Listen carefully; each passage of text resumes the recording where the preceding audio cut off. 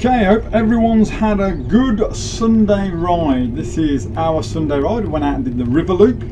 I'm just doing a couple of little bits of training within this ride. Nothing major, just a few sprints here and there, which I'll show you shortly. This is a little climb that we go up just before Highgate Hill as we're heading back in towards the city. Gets up to about 14% this bit. It's not for very long, but to get a little bit of training in, which you can do at any point, even when you're on a slow ride like this one. This is a slow, easy ride, just a nice steady ride for us. But on some of the sections, I'll grind it out a bit, give the legs a bit of a workout.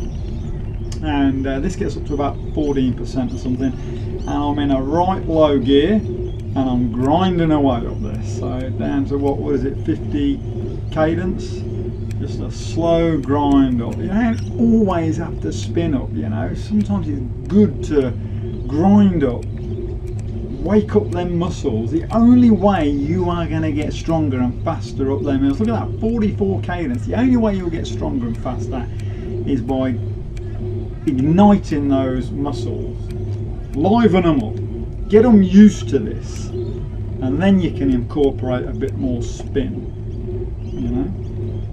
But that's our first little climb, that one. And then the next one, I have a race up with Alf. I just decided I'm going to have a little sprint, and Alf turns it into a race. So, but someone starts racing me, that's it. It's like waving a red flag at a bull. So we'll just speed up to that now. Just zoom this bit along, put it in a bit of fast forward, beauty of editing. There we go. Be good if it was this easy, you could whiz along, couldn't you? Be great. So we'll whiz along to the start of the climb. I think it's around about, I don't know, 300 metre sprint, but it's a sprint from the bottom to the top, to the traffic lights at the very top. Okay, and I was in the big ring at the front, and I was in around about the third cog down in the rear, and could have dropped it down another couple of cogs, but just decided to stick there and sprint it out. So it's out the saddle the whole way. Well, as I get closer to these chaps here, I think it's about now, I'll start to sprint, and then Alf realises what I'm doing and decides he'll give chase. You give chase, and he did well, because don't forget, he hasn't been doing anywhere near the amount of riding that I've been doing, right? So he did well to hang on as long as he did, and at one point, as you see now, he actually passes me. You're not pushing 700 watts, so I have to snap it up a little bit. Here we go, out the saddle again, and off we go. That's how you do it.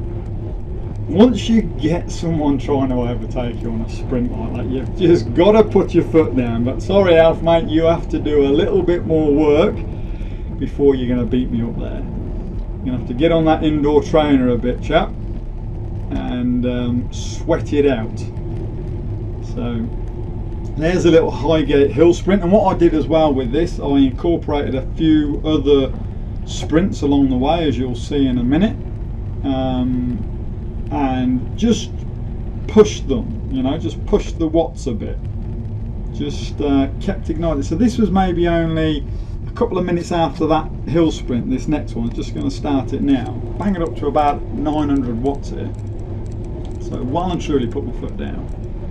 Look at that, 900, yeah, 920, 30 watts. So that was good. I did this close together. I did the hill sprint, and then I think 3 or 4 of these flat sprints close together, so there was only around about a minute recovery between each one. The hill one to this one was probably around about 2.5–3 minutes, but all the rest were around about a minute or so, and it was just to get those muscles working, you know, get them muscles going. Here's the next one.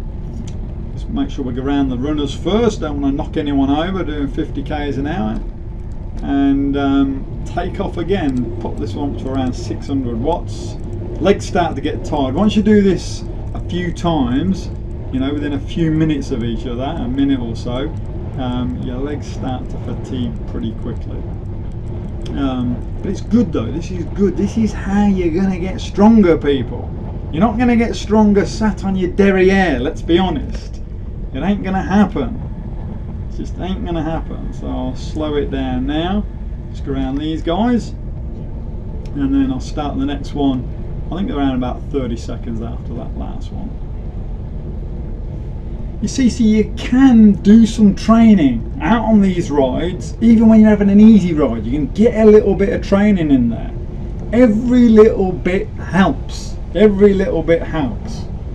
You know, you'll get faster and stronger. And I tell you, I still say, you know, I know some people have argued with me about this on some of the comments, but if you grind up those hills sometimes, it helps you push the harder gears easier in the end. You get your leg muscles get used to being able to push those harder gears.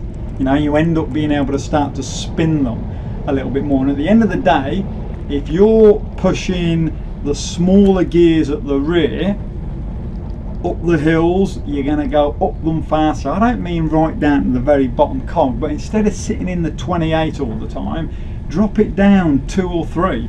I never ever get into that 28 anymore. I could take it off the bike, I wouldn't need it, you know. So I do really believe you got to start attacking the hills where you're making it hurt a bit more. You've got to make it hurt. You have to feel that lactic acid build up, and then when you get to that point, you've then got to let it fry. You've got to try and burn through it just for a few seconds, even if it's only 10 seconds.